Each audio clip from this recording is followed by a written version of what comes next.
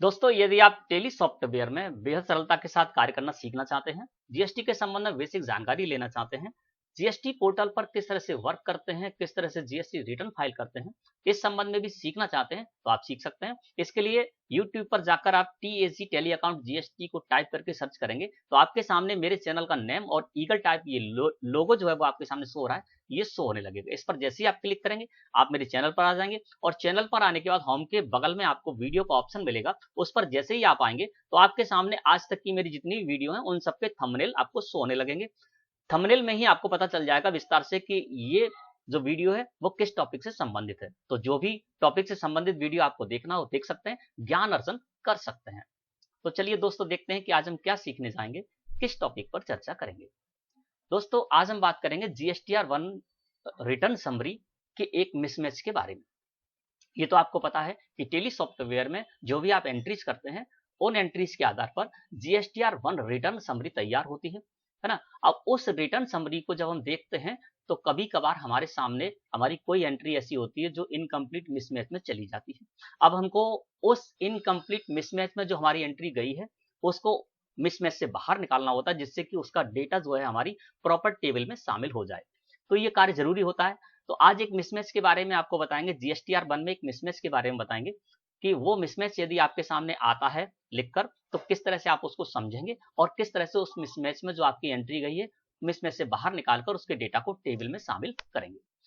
तो मैंने यहाँ पर मार्च महीने में कुछ एंट्री कर रखी है। अब हम चलते हैं यहाँ से जीएसटीआर 1 रिटर्न समरी को देखने के लिए। तो इसके लिए हम यहाँ से डिस्प्ले में जाएंगे, डिस्प्ले से जाएंगे स्टेटरी रिपोर्ट्स में और फिर जाएंगे जीएसटी में। अब हम आ गए यहाँ पर जीएसटी रिपोर्ट्स में। अब हमको देखना क्या है, जीएसटीआर 1। तो हमने जीएसटीआर 1 को सिलेक्ट करके और एंटर प्रेस कर दिया। अल्ट के साथ F2 प्रेस कर देते हैं क्योंकि मार्च महीने की जो हमको एंट्रीज है जीएसटीआर 1 वो देखनी है। तो 1 मार्च से लेकर और 31 मार्च 2021 मैंने यहाँ पर पीरियड कर दिया। पीरियड आ गया यहाँ पर 1 मार्च 21 से लेकर 31 मार्च 2021। इस जगह आप देखेंगे तो जीएसटीआर 1 रिटर्न समरी तैयार है, ठीक है ना। अब हमने क्या किया था, इस पीरियड में 6 एंट्री की थी। तो देखिए 5 एंट्री जो है हमारी वो तो इस जगह पर शो हो रही है, 2 तो B2B इनवॉइसेस में शो हो रही है ना, और 3 एंट्री हमारी शो हो रही है B2C स्मॉल इनवॉइसेस में। तो नीचे देखेंगे टोटल 5 है, जबकि हमने एंट्री 6 की थी। तो देखिए यहाँ पर क्या है, एक एंट्री हमारी मिसमैच में है। अब इस एंट्री को हमको क्या करना होगा, मिसमैच से निकालना होगा और निकालने के बाद इसका जो डेटा है वो भी नीचे जो टेबल है इनमें किसी न किसी टेबल में शामिल हो, है ना। और फिर हम क्या करेंगे, यहीं से जेसन फाइल जनरेट करेंगे और जेसन फाइल को हम अपलोड कर देंगे जीएसटी पोर्टल पर और जीएसटीआर 1 रिटर्न समरी हम वहां पहुंचा देंगे और उसके बाद हम जीएसटीआर 1 रिटर्न फाइल कर देंगे। तो आज जानेंगे कि incomplete mismatch in information to be resolved में दोस्तों एक एंट्री पड़ी हुई है। अब इस एंट्री को हम सबसे पहले ये देखना होगा कि ये एंट्री जो हमारी मिसमैच में गई है तो कोई ना कोई वजह होगी जिस वजह से गई है। तो पहले तो हमको उस वजह, उस कारण को जानना होगा। उसके बाद उसको सॉल्व करना होगा, है ना। जिस वजह से गई है उस वजह को यहाँ पर समझना होगा और सही भी करना होगा, जिससे कि इनकम्प्लीट मिसमैच में 0 आ जाए और ये एंट्री हमारी नीचे जो टेबल है इसका डेटा यहाँ पर शामिल हो जाए।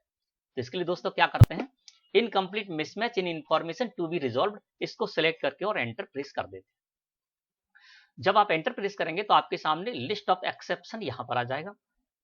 ऊपर आपको शो रहा number of vouchers with incomplete mismatch in information और टोटल वाउचर में शो रहा है 1, यानी हमारी एक वाउचर एंट्री ऐसी है जो कि इनकम्प्लीट मिसमैच इंफॉर्मेशन में आ रही है।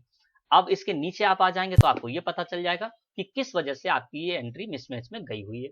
तो यहाँ पर information required for generating table wise details not provide ऐसा लिखा हुआ आ रहा है और इसमें एक एंट्री जो हमारी मिसमैच में गई वो यहाँ पर आ रही है। इसको सिलेक्ट करके एंटर प्रेस कर देंगे। जब इसको सिलेक्ट करके एंटर प्रेस किया तो देखिए यहाँ पर इस संबंध में डिटेल आ गई और आपकी जो भी मिसमैच का कारण होगा वो आपको यहाँ पर टाइप ऑफ एक्सेप्शन कॉलम है, इसमें आपको पता चल जाएगा कि किस वजह से आपकी एंट्री मिसमैच में गई है, ठीक है ना। तो आज की एंट्री के बारे में बताने से पहले दोस्तों आपको बताता हूं कि इससे पहले जीएसटीआर 1 में एक और मिसमैच है ना। जब आप एंट्री करते हैं मिसमैच में यदि आपके सामने ये लिखकर आता है कि GST UIN is not specified invalid, तो ये कब आती है ना। इस तरह की मिसमैच में आपकी एंट्री कब जाती है, कैसे समझेंगे उसको और किस तरह से उस एंट्री को जो कि आपकी GST UIN is not specified invalid वाले मिसमैच में गई है तो किस तरह से उसको सही करेंगे, ये मैंने पिछली वीडियो में बताया है। आप मेरे चैनल पर जाकर ये वीडियो देख सकते हैं। इसके अलावा अभी जो आप वीडियो देख रहे हैं इसके डिस्क्रिप्शन में भी इस वीडियो की लिंक आपको मिल जाएगी, तो आप ये जो मिसमैच है इसके बारे में भी समझ सकते हैं। ठीक है ना। तो अब बात करते हैं आज के मिसमैच के बारे में। तो देखिए यहाँ पर टाइप ऑफ एक्सेप्शन में आ रहा है company and party GST UIN can not be the same, यानी यहाँ पर ये कहा जा रहा है कि आपकी एंट्री जो है मिसमैच इस वजह से गई है कि company and party GST UIN can not be the same, company और पार्टी का जीएसटी सेम नहीं हो सकता। सही बात है। मां नारायणी ट्रेडर्स का हमारा जो जीएसटी है और सुमित ट्रेडर्स का जो जीएसटी है वो दोनों एक नहीं हो सकते, क्योंकि एक जीएसटी एक ही पार्टी के पास हो सकता है।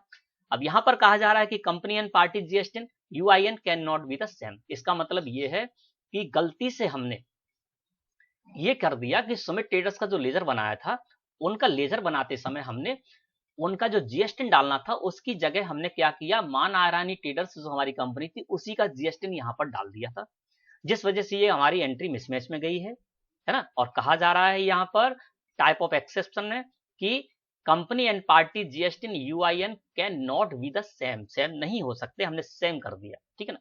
तो इसके लिए हम क्या करेंगे, इस एंट्री को ओपन करेंगे और देखेंगे कि वास्तव में ऐसा हुआ है या नहीं। तो इस एंट्री को हमने सिलेक्ट किया और कंट्रोल के साथ एंटर प्रेस कर दिया इस एंट्री को देखने के लिए। अब हम आ गए यहाँ पर पार्टीज अकाउंट नेम में जो लेजर है सुमित ट्रेडर्स का, हमको ये देखना है कि वास्तव में हमने ये गलती की है या नहीं की है। तो सुमित ट्रेडर्स को हमने सेलेक्ट किया और कंट्रोल के साथ एंटर प्रेस कर दिया सुमित ट्रेडर्स का लेजर देखने के लिए। अब हम आ गए यहाँ पर जीएसटी पर, क्योंकि कहा यह गया है कि GST UIN can not be the same. ठीक है ना दोस्तों, जीएसटी का मतलब होता है goods and service tax identification number, और यूआईएन यानी यूनिक आइडेंटिफिकेशन नंबर, जो कुछ स्पेसिफिक ऑर्गेनाइजेशन होते हैं उनको दिया जाता है। ठीक है ना। तो आपने किसी को भी सेल की हो, सामने वाले को सेल कर रहे हैं, उसके पास यदि जीएसटी है तो उसका जीएसटी नंबर यहाँ पर डालना है, सही। और यदि उसके पास यूनिक आइडेंटिफिकेशन नंबर है तो वो आपको यहाँ पर डालना है। अब हमको ये देखना है कि वास्तव में सुमित ट्रेडर्स का जो लेजर बनाया था इसमें जो हमने जीएसटी डाला है ये क्या मां नारायणी ट्रेडर्स का ही डाल दिया था। दोस्तों ये प्रॉब्लम ज्यादातर कहाँ होती है कि प्रोफेशनल के साथ ज्यादा होती है, आप मान ले आपके साथ भी हो सकती है, लेकिन प्रोफेशनल जो लोग क्या करते हैं, दूसरे जो पार्टियां होती हैं वो पार्टी अपनी सेल के जो बिल हैं वो ला कर देते हैं और उन सेल बिल की एंट्री करते हैं प्रोफेशनल, और उस आधार पर जीएसटी वन रिटर्न फाइल करते हैं।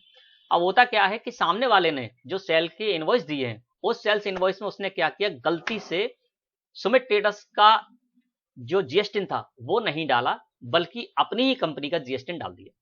ठीक है ना। अब जब प्रोफेशनल के यहाँ पर एंट्री की जाती है तो वो तो एंट्री की है उनने, उनको ये पता नहीं था कि ये मां नारायणी का ही है, तो इस तरह की प्रॉब्लम आ सकती है। तो कभी भी इस तरह की प्रॉब्लम आए तो आप किस तरह समझे वो आज बता रहा हूँ। यहाँ से दोस्तों आपको ये देखना है, अब हम ये देखेंगे कि मां नारायणी ट्रेडर्स का जो जीएसटी है वही मैंने यहाँ पर डाल दिया था या नहीं। तो इसके लिए साइड में बटन बार है, यहाँ पर F11 फीचर लिखा हुआ है, तो आप या तो F11 प्रेस कर देंगे या इस पर क्लिक कर देंगे F11 फीचर पर। हमने यहाँ से F11 प्रेस किया। ठीक है, तो हम आ गए कहाँ पर, अकाउंटिंग फीचर में। अब हमको कहाँ क्या देखना है कि मां नारायणी ट्रेडर्स का हमको जो जीएसटी है वो देखना है और ट्रेस करना है कि वास्तव में उन्हीं का नंबर यहाँ पर डला है या नहीं, जैसा कि टेली सॉफ्टवेयर की मिसमैच में कहा जा रहा है। तो इसके लिए हमको जाना होगा स्टेटरी में। तो देखिए यहाँ पर लिखा हुआ है F3 स्टेटरी। ठीक है, तो F3 प्रेस कर दीजिए तो आप आ गए स्टेटरी एंड टैक्सेशन में, क्योंकि यहीं पर हमको पता चलेगा मां नारायणी ट्रेडर्स का जीएसटी इसी जगह पर तो डालते हैं ना। सेकंड नंबर पर आ गए और यहाँ पर है सेट अल्टर जीएसटी डिटेल्स, इसको कर देंगे यस। ठीक है ना, इसको यस करके जैसे ही एंटर प्रेस करेंगे और हम आ जाते हैं यहाँ पर, तो देखिए ये जो मां नारायणी ट्रेडर्स का जीएसटी डाला था है ना, तो वो क्या है 23, थोड़ा सा समझ लें आप, 23 ASDFG 1234 H1Z5। ठीक है ना, ये जीएसटी किसका है, मां नारायणी ट्रेडर्स का नहीं, कंपनी का है ना। अब हम देखते हैं क्या हमने यही डाला था। तो देखिए इस जगह पर जब हम आ गए तो सुमित ट्रेडर्स के लेजर बनाते समय मैंने यही डाल दिया था 23 ASDFG 1234 H1Z5। ठीक है ना, तो ये हमने डाल दिया था। तो हम चाहें तो यहां से इसको सही कर सकते हैं या जहां पर मिसमैच है वहां से भी आप सही कर सकते हैं, ये मैंने आपको दिखाने के लिए बताया था। ठीक है, अब हम यहां से भी सही कर सकते हैं और मिसमैच जहां पर है वहां से भी सही कर सकते हैं। तो इस एंट्री को क्या है समझ गए हम। अब हम इसको सिलेक्ट करके और एंटर प्रेस कर देते हैं। तो देखिए यहाँ पर है पार्टी जीएसटी यूआईएन और इस जगह पर वही जो सुमित ट्रेडर्स का जीएसटी है वो सो रहा है और कहा यह जा रहा है कि ये गलत है, आप इन्हीं का डालिए, आपने कंपनी का डाल दिया है जीएसटी। तो यहाँ पर हम कुछ भी जीएसटी डाल देते हैं जो हमारी सुमित ट्रेडर्स का है, मान के चलते हैं कि ये उनका जीएसटी है। दोस्तों ये डुप्लीकेट जीएसटी है, ओरिजिनल जीएसटी नहीं है। आप चाहें देखिए जब आप एजुकेशनल वर्जन में कार्य करते हैं तो आपके पास बहुत सारी पार्टियां आपको बनानी होती हैं, है ना, क्रेडिटर की पार्टी, डेटर की पार्टी। जब आप प्रैक्टिस करते हैं तो उनकी जो आप लेजर बनाते हैं, तो लेजर बनाते समय आपको बहुत सारे जीएसटी की जरूरत पड़ती है। तो आप यहाँ पर डुप्लीकेट जीएसटी को भी एक्सेप्ट करा सकते हैं और उसका डेटा को जो है आप टेबल में शामिल कर सकते हैं। तो वही मैं यहाँ पर कर रहा हूँ, लेकिन आपकी प्रॉब्लम सॉल्व हो जाएगी जब आप यहाँ पर ओरिजिनल डालेंगे, जब काम करेंगे तब, ठीक है ना। तो हमने ये डाल दिया, ठीक है, और इसको करा दिया एक्सेप्ट।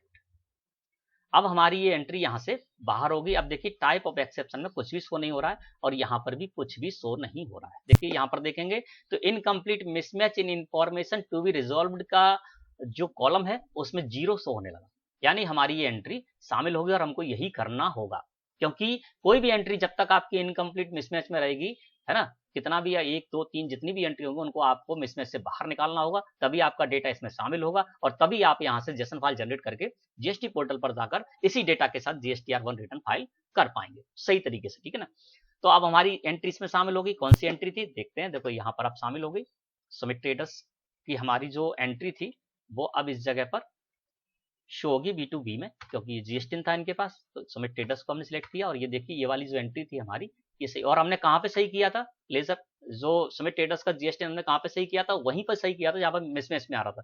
लेकिन अब यहाँ पर आकर देखेंगे तो देखिए यहाँ पर भी जीएसटी बदल चुका है, ठीक है। यानी आप उधर सुधार करेंगे तो लेजर में भी वो जीएसटी आ जाएगा, जरूरी नहीं है फिर आपको लेजर में आके सुधार करना पड़ेगा। फिर से हम आ जाते हैं इसी जगह पर। तो दोस्तों आज आपने ये जाना कि किस तरह से इस तरह का अगर कोई मिसमैच आपकी जीएसटीआर1 रिटर्न समरी में आता है तो उसको किस तरह से आप समझेंगे, किस तरह से सॉल्व करेंगे। आगे भी मैं वीडियो इस तरह की बनाऊंगा जिसमें कि जो भी मिसमैच आने की संभावना होती है उन मिसमैच को मैं पहले टीवी में लेकर आऊंगा और फिर उनका आपको सॉल्यूशन भी बताऊंगा। वीडियो अच्छी लगी हो तो लाइक करें। धन्यवाद।